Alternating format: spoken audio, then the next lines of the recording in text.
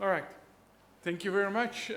My pleasure to be here and to talk about how we use AI at the urban scale, especially to understand urban stressors and hopefully also compound urban stressors. Because of course, if we're just simply focusing on one aspect all the time, we might not be getting very far. So what kind of urban stressors are I talking about? I mean, obviously climate change. I will talk a little bit about flooding, heat stress, resource sustainability, circular construction, demographic shifts, of course, aging population, and health and well-being relating to cardiovascular health.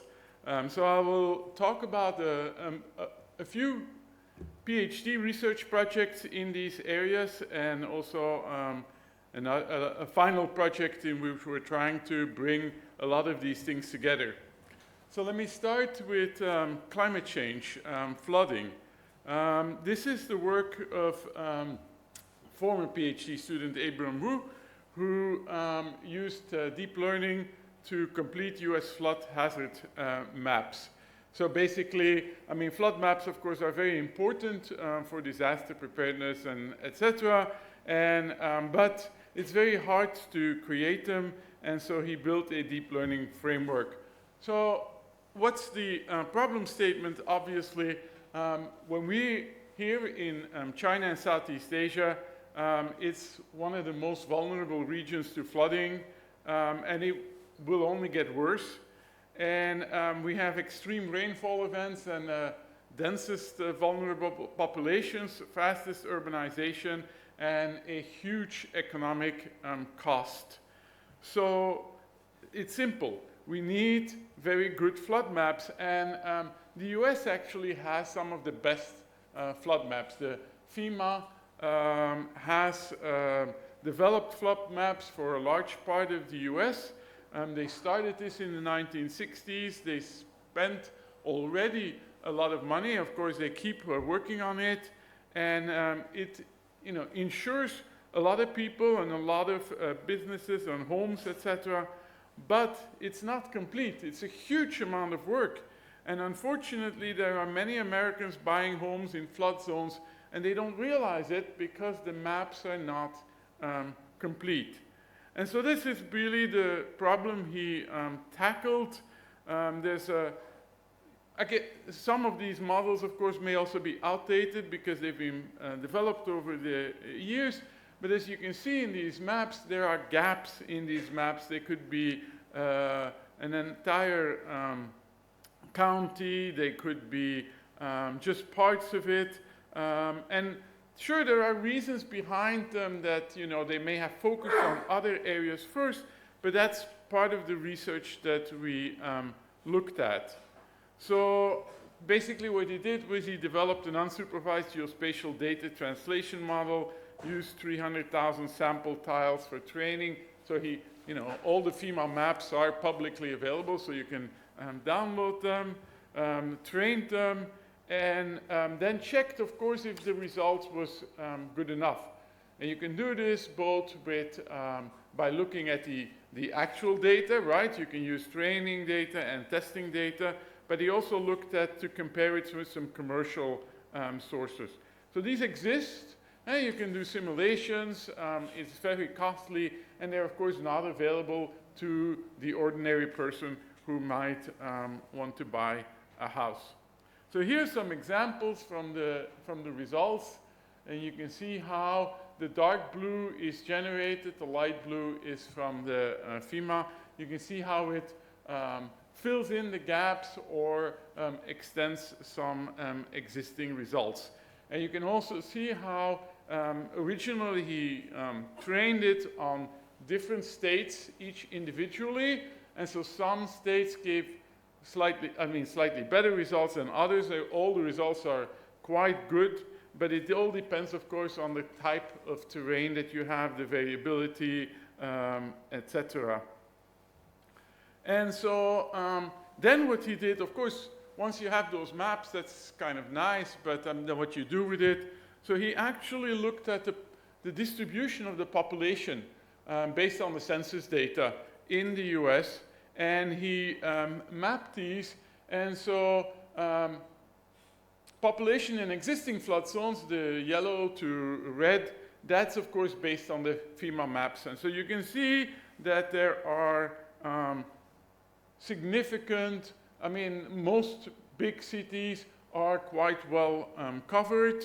A lot of the blue that is new is in less densely populated areas. So they definitely, FEMA definitely is doing a very good job. But if we zoom in, we can see that there are still town cities that are not, so there's still a significant amount of people. In B, you can see a city where basically half of it is mapped and the other half not. And so there's still a lot of people that are basically not informed of the fact that they might be living in a flood prone zone. And because it's a relatively high resolution mapping, he could also look at the individual buildings and pinpoint unmapped buildings and therefore the populations, I mean the people living in these buildings, if they're residential, who would be, who would be at risk. So this is one example. We move on to a second example about heat stress.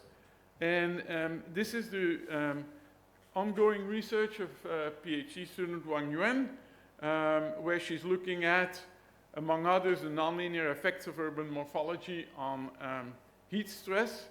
So, and basically, she tried to compare how land surface temperature and UTCI heat mapping compares and reveal nonlinear effects of urban morphology. So obviously, we can easily map and calculate land surface temperature and use this as a proxy for heat stress. It's very straightforward because it relies simply on satellite imagery, and these are available maybe sometimes for a price, but you can easily get the understanding of where it is hot, as you can see on the right side image. Unfortunately, because it's a satellite image, it captures roofs, treetops, pavements, and bare surfaces, but it doesn't really cover well shaded areas. So there is some limitations to it. And so the question that you wanted to ask is, can land surface temperature really be used for climate-informed urban planning and design? And where might it go wrong? And also, of course, which urban forms change human heat stress? Because that's eventually what we're interested in knowing. So you may have a shaded canyon that has very hot rooftops, but perhaps a lower pedestrian radiant exposure because there's a lot of shading from the building. Or you could have an open plaza that might look quite nice because there's a lot of air, but it might be actually quite severe at street level. So important to know, land surface temperature and UTCI, they measure different things. So I already said land surface temperature directly encodes radiation around the human body, but not, it does not encode shade and wind and humidity and radiation around the human body. It does it at the surfaces that it is visible from the sky, where UTCI actually tries to cover all these things and measure physiological heat stress. And here you can see on the left it's land surface temperature, on the right it's the mean UTCI taken on the average the same day. You can see how there's of course a lot of similarity, but there are also significant differences. So the workflow that she did was to start from land surface temperature and then on the one hand simulate UTCI from air temperature, humidity, wind, and mean radiant temperature. For that we use EnviMet. That is a very slow process, and so you can't really do this for, well, you can do it for a large area, but not for a large time frame. So at the same time, she was also deriving UTCI using Solvay as a software platform. And then the two are then compared to see any mismatch, both at the pixel level and at the land cover and planning levels, and assessing to which extent it actually, fits. And then, of course, trying to explain. In the end, we wanted to ask the question, which urban morphology actually impacts heat stress the most? So she used SHAP to do so. And the geographic weighted XGBoost model as an AI model is basically used for the nonlinear learning. And also because the geographically weighted means that it gives nearby observations more influence. So it doesn't necessarily, make it too uniform, because it's important. There can be a lot of variation, of course, locally. So here you can see the land surface temperature can be achieved at 30 meters. Then using Solvay, we can derive UTCI at the pedestrian scale. This is all on Singapore, of course. There are 328 planning subzones that were used for interpretation. And she also looked into 26 predictors. I won't give you the whole list. It's kind of boring, but we will later see which ones ended up being the most important. So the first thing, of course, is the validation. So the derived UTCI is compared, on the one hand, with the simulated UTCI. As you can see, the data is not exactly the same. It's both from May, but different years. But as you can see at the pixel level regression, there's a quite accurate and even at the subzone level. And also on the right-hand side, it is compared to global data, and it gives quite the same results distribution. So then we do the comparison. This is a pixel level comparison by land cover, and it shows how the surface temperature pixel differs from the human street stress. So UTCI is on the vertical, land surface temperature is horizontal, and then it looks at the different aspects, vegetation, or I think there's some of the text is missing at the top. But basically the conclusions are that surface temperature alone does not fit pedestrian or fix pedestrian heat stress well. We have barren and no canopy vegetation stay near the upper UTCI band, even as land surface temperature varies, which makes a lot of sense. And canopy vegetation has a different curve, reinforcing the role of shading and radiation. So it really demonstrates that UTCI has an advantage over land surface temperature when we're looking at heat stress. At the subzone level, similar. I mean, the problem, of course, is that if both maps show very hot, then it's perfectly fine, of course. But where they differ, where they disagree, that's of course the biggest risk, because you may assume that it's very good based on land surface temperature, for example, but there might be a spatial mismatch with UTCI. So especially where either land surface temperature is low and UTCI is high, that of course is the worst. It could be because we have some cool looking surfaces, for example, with high albedo, but it may actually increase pedestrian heat stress. Otherwise, you could have high land surface temperature, but low UTCI because there's actually a lot of shading or ventilation available. And so, of course, these have planning consequences that are important to take into account. So, going back to the questions, can we use land surface temperature for climate-informed urban planning and design? Actually, as I already said, spatial machine learning explains UTCI much better than land surface temperature. It is not just another temperature map. It really gives us more insight in what plays, in how we can learn to understand what the effect is of the urban morphology on the heat stress. And I mean, for example, it can be sky view factor, for example, is a very important UTCI driver, but it may have actually a quite different effect than we understand under land surface temperature.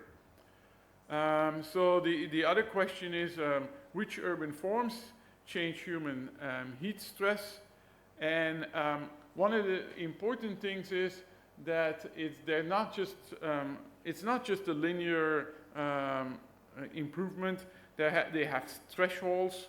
So, for example, sky view factor, albedo, etc. These are very important things to understand what is happening. And finally, so the important thing one of the main takeaways is that reflective materials are not automatically pedestrian cooling in open spaces. So even though we say, okay, high albedo, it reflects a lot, therefore it should be better. But if you are in a open environment where there's not a lot of shading, a lot of solar radiation, and even with high albedo, it will do a lot of reflection, but it actually will create a hot spot around the human body. And so that's one of the conclusions from this research. So we're going in a different direction now. We're looking at resource circularity and building material stock modeling and flow analysis. Also, former PhD student, Pei-Wan Yu, she wanted to develop a building stock model for Singapore in space and time so that she could conduct prospective environmental impact assessments that can then, of course, guide policy making. Now, there's a lot, well, let's first start why we are interested in talking about embodied carbon. Of course, operational carbon is quite a bit more important in terms of sustainability, but we're making real progress there. And as a result, as the World Green Building Council says, it's just becoming much more important as we're basically becoming more sustainable in terms of operational energy use. Embodied carbon becomes a critical factor. And so it would be great if we can figure out, what kind of materials become available in the future as buildings reach their end of life. Now, there is a lot of work in this area. It's actually, there's a lot of methods available, and it's, if you have enough data, it's not actually that complicated. Unfortunately, there's not always the data available. There are data limitations. There's also a variety of buildings and building types, and Singapore is actually one of those examples where data is very sparse. So normally what we would do is, for example, well, you could do building by building, but the more interesting way is by archetypes. So you look at all the buildings, you cluster them by similarity, you find a typical building in the set you call it an archetype. You collect the data on that building, and then with that, you can then project on other buildings. But that means that we have to be able to find material data, not necessarily about each building, but about each building that is characteristic for that cluster. And the way we had to work is we just had to scrape as much information together. You know, we started with really only 50 data points, 50 buildings out of more than 70,000 buildings in Singapore. That's a really small data set to use regular learning on.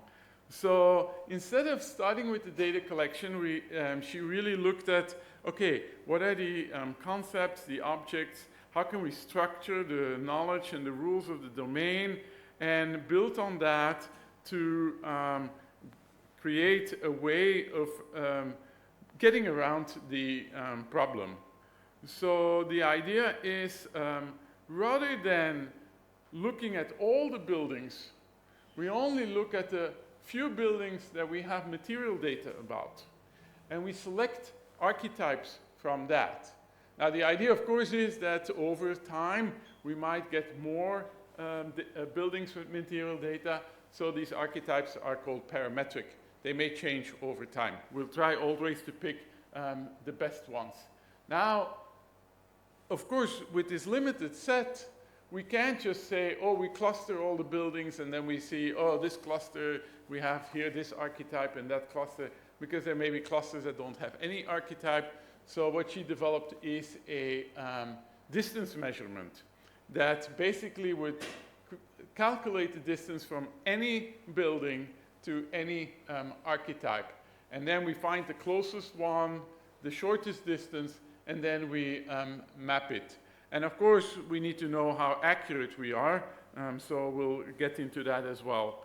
But so it's all based on this idea of similarity within a multi-dimensional space. I mean, obviously, the more dimensions, the better we can represent the buildings by their features.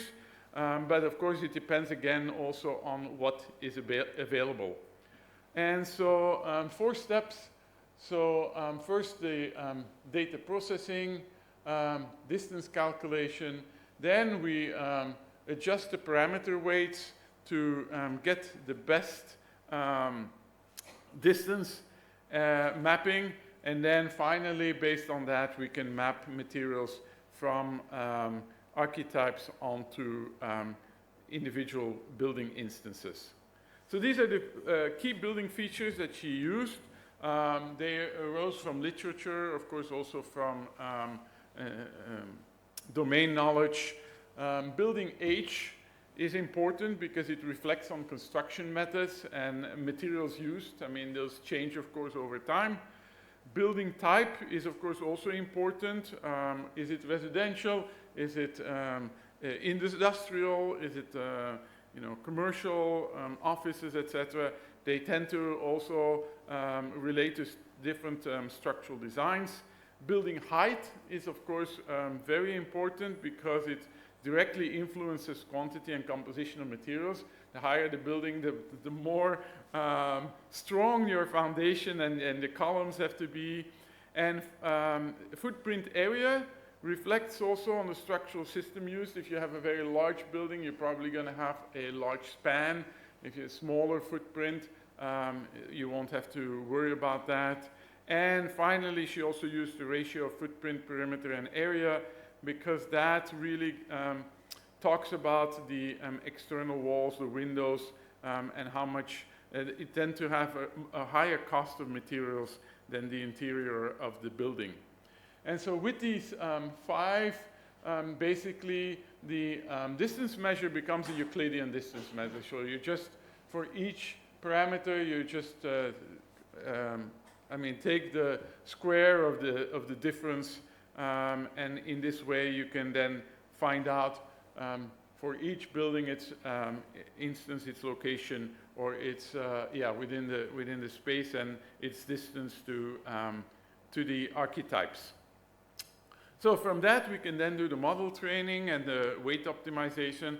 So first thing, of course, we have to start with a number of parametric archetypes. Obviously, we did some cluster sampling to try to see, but we started with really only like 5 archetypes. Then, of course, you need to distinguish the training data from the testing data, and then she actually went through an iterative process. So rather than immediately using all the data, she started the training with only 5 data points. She calculates or improves the weight of the 5 parameters, uses the test samples to see how accurate it is, and then she adds 5 more data points, and 5 more data points, and goes on like that. So it's basically a gradient descent weight optimization to try to get to the best result. And she tried that also for different numbers of parametric archetypes to see what would give the best result. So this is as you can see, how the parameter weights it changed over time. So based on the iteration of the number of data points. And while building function starts as very high, in the end it's really not that important. And building height emerges actually as the most influential factor. Of course, this is for Singapore and Singapore's building stock. This might give other results in a different context. Building age is the second most important. And so on the basis of that, but later she was able to expand it to 80 data points. And then with 5 archetypes, so you can see each archetype is color-coded, and how vague the color is or how light the color is depends on the distance. So the sharper the color, the brighter the color, the closer to the archetype. And then, so based on that, you could calculate, focused only on concrete usage index for all the buildings, and compared it to another data, but it's not ground truth. It is obtained through another method, which is more of a top-down method, where they looked at flows of concrete in Singapore. And from that, the error rate is actually only 18%. Now, we don't know, is this 18% worse or better? I don't want to talk about that. But given the few data points, 18% is a good start. I mean, obviously, there's still, some loss in that, but it's definitely a good start, and we can use that to try to, at a general level of Singapore, try to make some policy recommendations, for example. So this is translated into material stock hotspots. At the bottom right, that is expanded, that's the central business district, which is, of course, normal that it's a hotspot. But at the top, the very dark is actually a new town that has been developed in the last 20 years, Punggol. So, there you can find some surprising results as well. And then on the basis of that, of course, you can do quantification of material stock and embodied carbon, and you can look at projected material outflows to clarify. This is based on an average building lifespan in Singapore that is only 34 years. So, this is a very rough estimate. And then also looking at different scenarios in terms of population density, how the population might increase or decrease over time. You can then see what the impact would be. Okay, next we're talking about aging population, and specifically also in the context of climate change. So the question that a current PhD student, Jean Yu, asked is, aging in the right place. And so can we do a human-centered thermal study of Singapore's aging population to see what its implications are for aging in place? So it's very much based on heat stress as well, but it's focused on individual people rather than just overall for Singapore. So, of course, the problem statement is that the world's population is aging. I think this is all quite obvious. Also, the global temperature is rising, and as you can see, Southeast Asia is basically suffering from both of them. So there is definitely the combination of the two, which makes it all much worse.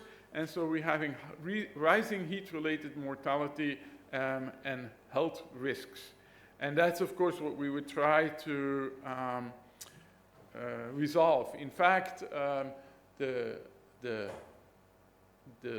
age, so the age of living in Singapore is climbing quite well, but the healthy age is only climbing similarly. So the gap between the healthy age and the final age is actually not getting smaller, and that's a real problem.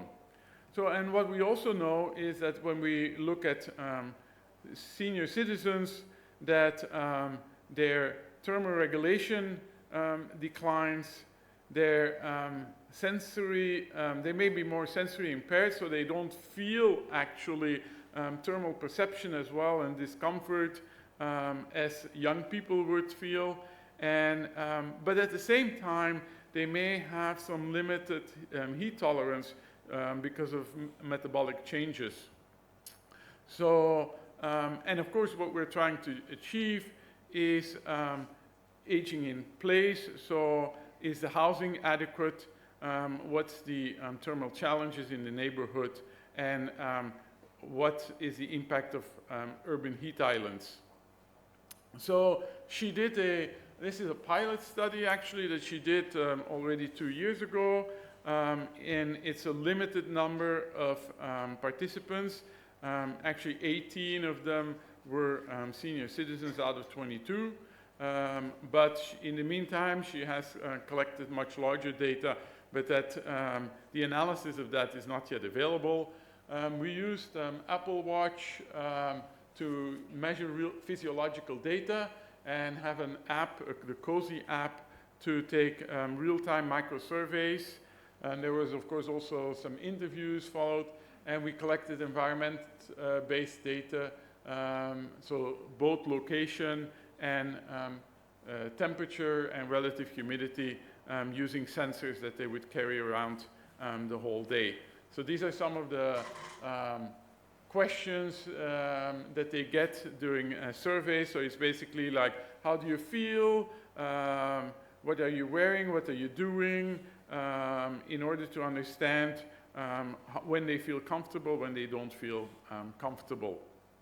So some of the conclusions out of it is that for senior citizens in Singapore, at least the ones in the study, neutral comfort temperature was in the range between 28 and 30, which is of course much higher than UTCI would suggest, and much higher than temperate climate studies. Most of the time, they found it relatively good, especially semi-outdoor is higher median temperatures for slightly warm and warm. Outdoor, it varies more. Relative humidity, we didn't see at least no consistent pattern. So, of course, outdoors are perceived as hotter. Indoor and semi-outdoor spaces are perceived similarly. So, semi-outdoor is like in that picture, you know, under the ground floor, under the building. So, they have a higher tolerance indoor and semi-outdoor, even at the same temperature, which is, of course, normal because you have a lot more radiation outdoor. But so, it suggests that UCCI is not really very relevant. The problem, of course, is that we don't know should we adjust UTCI, but maybe actually they say that they're feeling fine, but they may actually be struggling. So that's not conclusive, of course. This is only based on perception. And so, yeah, I mean, we saw that this is one of the last on this, is indoor, actually. We were focusing on outdoor, but obviously these systems keep measuring all the time. And actually, a lot of the participants had a higher temperature indoors than outdoors, so they didn't have enough natural ventilation. They mostly did not use air conditioning because they don't feel like it. They're never used it in their life. They don't think it's necessary, but they're probably suffering from heat stress indoor. You can see here how the indoor temperature sometimes is higher than the outdoor temperature. This is for a particular participant. Yeah, so for her, the real conclusions were the study ran very well. So it was possible using wearables and ecological momentary assessments to actually study how senior citizens perceive heat stress, but the other things I basically already mentioned. And of course, we're doing further studies to see whether these preliminary conclusions are actually valid or remain valid, let's say. So I will end the talk with this last project on health and well-being. This is not a PhD project. This is actually a collaboration between the University of Cambridge, NUS, and Nanyang Technological University, funded by the National Research Foundation as part of their CREATE program. And what we're looking at is the relationship between the built environment, the urban environment, and people's health behaviors and health outcomes. We want to find out what are the key risk factors so that we can provide this information to urban planners, health people who are focusing on prevention policies, etc. And yeah, so I'm one of the co-leads, actually deputy co-leads, together with two people from Cambridge and one person from NTU. So this is what we're trying to do. I'm mostly focusing on mapping the built environment, not just one aspect. We're trying to be more comprehensive. And then through the SG100K cohort study, which I will talk about later, they have information on health behaviors and health outcomes of about 100,000 people in Singapore, so that we can try to make the correlation and see what are the impacts. But let's start from the built environment point of view.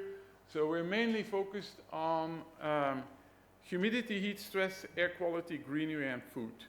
Obviously, this is not all comprehensive, but we know from a fact that these four are quite important when we're looking at chronic diseases or non-communicable diseases. We're not talking about viruses and bacteria, obviously. And but yeah, I mean, we could expand it further. Noise, of course, is also a factor, and there are other factors, but we have to limit it somewhere. We've started at the city level, then moving to the neighborhood level, and eventually we want to reach the building level. Especially, we also want to look at the indoors, which we are not yet doing because we're mostly working with existing data. Of course, not analysis, the new analysis, but we'll do a pilot study to collect some new data. But we're looking forward to a second phase of the research project in which we will be much more focused on following up individual people and therefore understanding these aspects on a much more personal level. So this is an example of green space exposure. We started with looking at the classification of parks in Singapore, but that's actually very limiting. So we moved on to NDVI, which of course is based on satellite imagery to identify greenery, but to reduce the false positives, like for example, water bodies can often be confused with greenery. Also, road network, we have a lot of trees that cover the road, which is quite nice in terms of shading, but of course that's not a green space. So all these are, or you have a green building roof, those of course also have to be all taken out. And you also, I mean, there's also a threshold value, of course, of 0.2 to make sure that the greenery really is significant. So then, because we are trying to correlate this to health data, and these people have been brought into the SG100K cohort over multiple years.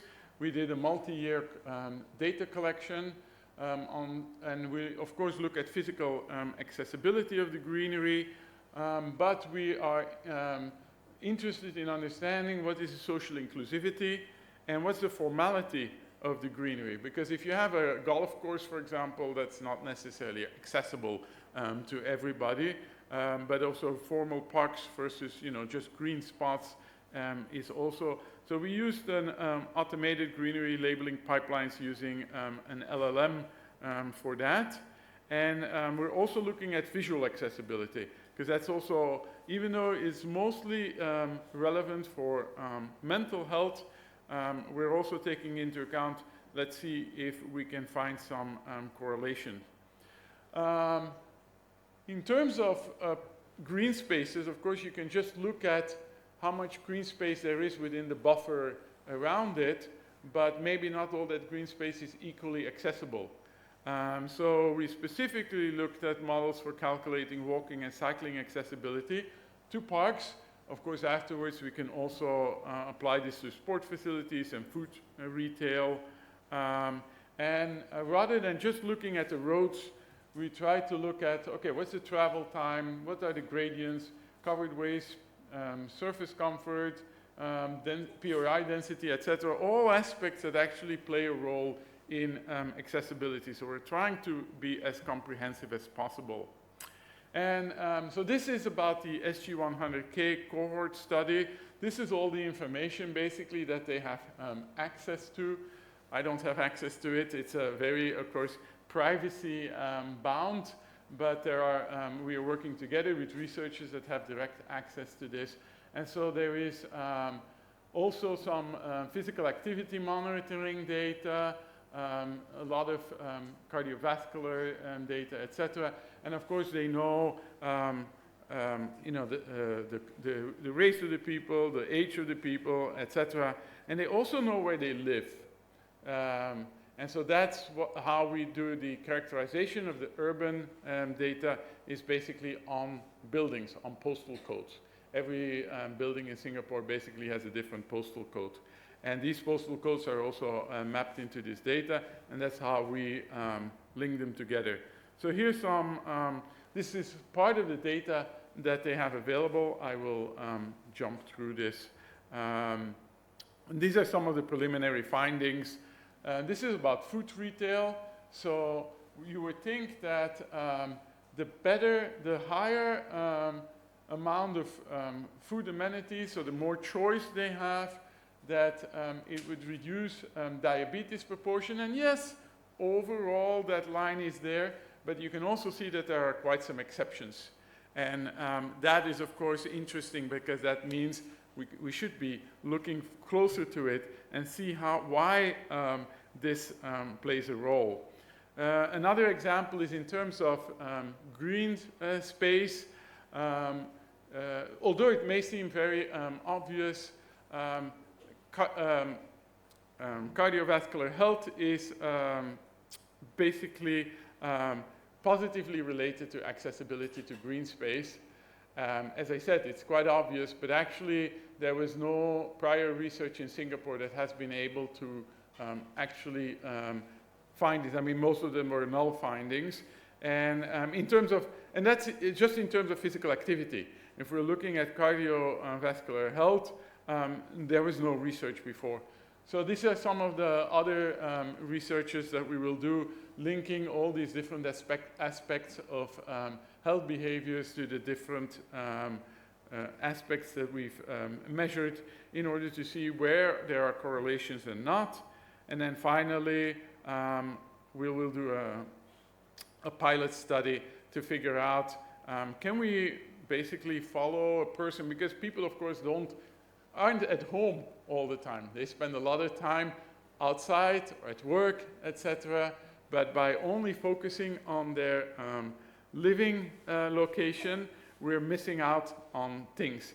So we're going to try with location tracking and sensors, etc., to see for a limited number of people in first instance to understand, you know, how much better data we can get and how much better results, and that should then give us an entrance to the second phase where we will be doing this for maybe 1,000 people. So just finalizing, what do I want to do with this? This is what I call urban prototyping. It's basically about trying to look at what-if scenarios at the urban scale, and through computational exploration understand or analyze these scenarios, so that, for example, if we can provide this at the studio level, at the student level, this is work by a group of students in a Master of Urban Planning studio, and they came up with this scenario for a 1 square kilometer city that should be, you know, mostly self-sufficient, and they were gonna, you know, this is a template for distribution, but do we actually know how self-sufficient it is? Do we actually know how many people are able to live, work, and play there? We don't really have the tools at this moment to support all of us in this. And with that, I conclude my lecture, and thank you very much.